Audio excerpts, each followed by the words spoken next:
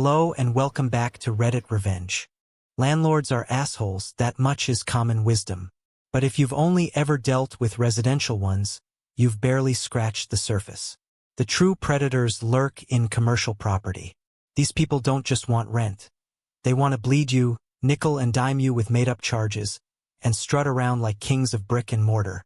Back in the 90s, I had my office in a downtown building I shared with an older lawyer named Aaron. We already hated the landlord. He was the kind of smug tyrant who thought changing locks was a fun hobby. In those days, if you were late with rent in a commercial lease, they didn't need a court order. They just sent a goon to swap locks and left you staring at your useless key. He used this threat constantly. Tenants lived in fear of returning from lunch to find themselves locked out for daring to question an invoice. My first few run-ins with him convinced me this man was an apex asshole. So when the owner of the Vault, a cozy basement restaurant in the same building, pulled me aside one lunch and whispered, "The landlord's driving me nuts," I already knew the story was going to be bad. I didn't realize it was about to become a story of revenge I'd savor for decades. The Vault was a clever little place that owed its name to its centerpiece, a massive bank vault left over from the building's banking days. The restaurant had leaned into the aesthetic. Diners could sit inside, surrounded by gleaming rows of safe deposit boxes, sipping wine under fluorescent bulbs softened by candlelight. It was quirky, memorable, and drew a steady lunch crowd. But the owner's face was gray that day as he shoved a letter into my hands. "He's demanding all this extra rent. Stuff from years ago. Snow removal, parking lot repairs, even flooring from the 70s. And if I don't pay, he says he'll change the locks." I scanned the document. It was the landlord's usual cocktail of threats and back charges, but nastier than I'd ever seen. "Did you do something to piss him off?" I asked. The owner sighed. "He knows I'm moving soon.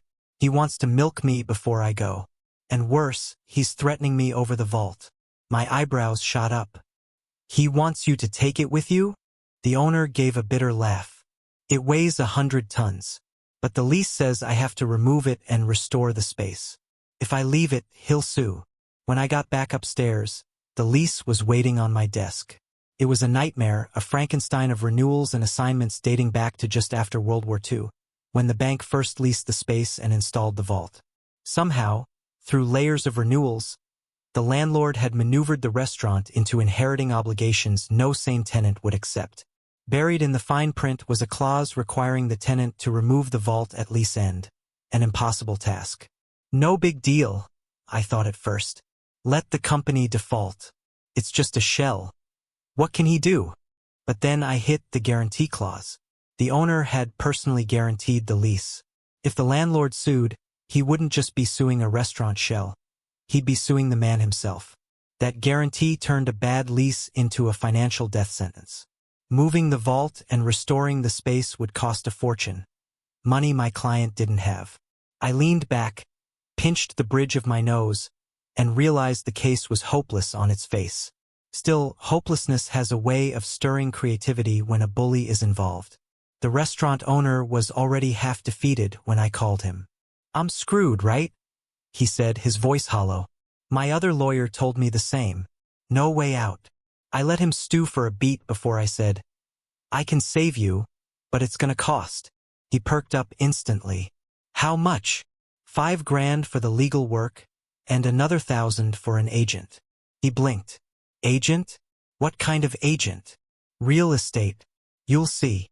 Within an hour, a certified check was on my desk. That was how desperate he was. I strolled into Aaron's office, where he was half buried in files. "I need a real estate agent," I said. "You buying a house?" "Nope." "Selling one?" "Nope." He squinted at me. We'd been sharing space 5 years. He knew my habits. "You're pulling one of your stunts again, aren't you?" I grinned. "Yup. But nothing that'll get you in trouble." Aaron chuckled, reached for his battered Rolodex, and flipped through. "I know a guy." Aaron always knew a guy. That was one of the reasons he eventually got disbarred. But at the time, it was exactly what I needed. The next day, I met Aaron's guy, a real estate agent with more flexibility than ethics. I laid out what I wanted. He didn't blink. For $1,000 cash, he'd play his part. We drew up some papers, vague enough to be non-binding but official-looking enough to tempt a greedy landlord. The hook was baited. I slipped the documents into my briefcase and waited. A few days later, I went back to the vault for lunch. The owner spotted me and rushed over. "The landlord's here," he muttered. "Why?" I asked. "Lunch. And to be an asshole." His jaw was tight. "Let's sit in the vault room. I don't want to see his face." We sat behind the thick steel door, half closed for privacy, eating pasta and drinking wine while plotting. Between bites of carbonara, I slid the demand letter across to him. "We're demanding release of all your equipment. Ovens, freezers, hoods, everything. And also the bank vault." He blinked. "The vault? But I don't want it. The lease already lets me take my gear." I shook my head. "You need the vault. We're insisting he let you remove it within 7 business days." He laughed nervously. "You think reverse psychology is gonna work on this guy?" I smiled. "We'll find out. He's had the demand for days." We didn't have to wait long. The landlord was there that day, a big slab of a man tearing into a rack of lamb with his bare hands, grease slicking his fingers. I approached his table with the restaurant owner at my side. "My client needs an answer today," I said evenly. He looked up, still chewing, eyes mean and amused. "I'm the vault's lawyer. You received our demand, release of equipment, and permission to remove the vault within 7 days. We need confirmation." He snorted, wiped his greasy mitts on a napkin already stained, and barked a laugh. "Your client can forget about the vault," he said. The owner's jaw actually dropped. I widened my eyes in fake shock. "But you can't just keep it," I said. "We'll sue if you try." He leaned back in his chair. "I'm the landlord. I can do what I want. Sue until you're blue in the face." I pressed once more. "Put that in writing." He grinned. "You'll have a formal response by the end of the day." And he did, an official letter declaring the vault property of the landlord, not the tenant. To him, it was a victory lap. To me, it was checkmate. That letter was the golden ticket. With it, my client was free. The demand and the landlord's refusal locked him into ownership of the vault. When the vault restaurant moved out weeks later, they stripped the place of everything they needed: ovens, refrigerators, hoods, tables, chairs. The only thing they left was the 100-ton vault, still rooted in concrete, still as immovable as the day the bank installed it. The landlord believed he'd scored, that he'd forced them to leave behind something priceless. What he actually had was a 100-ton liability. And my client? He was already busy reopening in a sleek new location 20 minutes away, with a loyal customer base that followed him. He even kept the name, The Vault, and recreated the quirky atmosphere without lugging a literal bank vault across town. Diners laughed when he told them the story, sipping wine in a safer, lighter space. Meanwhile, downstairs in my office building, the old vault sat in darkness, cold and heavy, waiting for its next victim. The true punchline came when the landlord tried to rent the old restaurant space. Word spread that a bank was sniffing around, considering taking the basement for a branch office. The landlord practically salivated. He told Aaron, bragging that the deal was all but done. But the day the bank was supposed to sign the lease, they didn't show.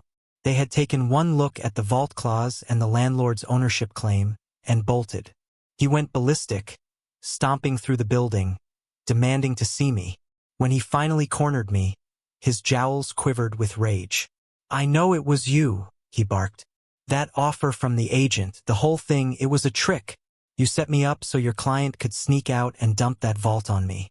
I'm gonna sue you, the restaurant, the agent, everyone." I kept my face calm, shrugged, and said, "If you're looking for counsel, I'll have to declare a conflict."